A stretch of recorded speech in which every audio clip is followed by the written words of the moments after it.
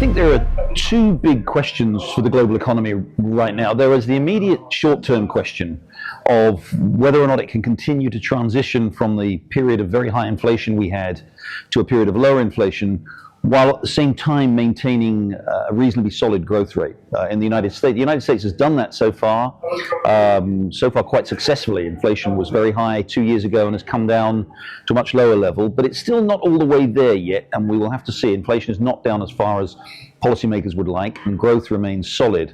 So there's still a way to go. Europe has had weaker growth, but has also brought down inflation.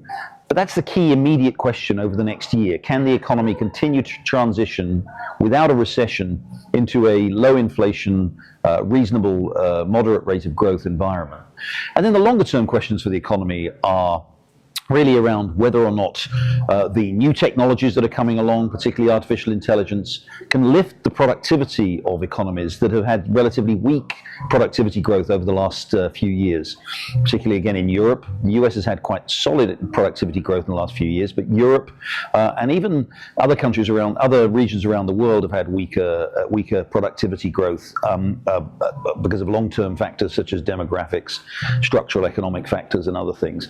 And of course the large question in the long term is how much will the deglobalization that we've seen over the last 10 years or so, as China and the United States move further apart, as China faces its own economic challenges, its own very significant structural economic challenges, will that deglobalization continue? And what will that mean for growth and productivity in so many countries? So there's a set of both immediate short-term challenges, keeping the economy going while continuing to bring inflation down, but then really tackling these longer-term problems for the global economy as we try to improve productivity and at the same time maintain reasonable levels of global economic integration in an environment in which deglobalization seems to be an increasingly real and significant problem.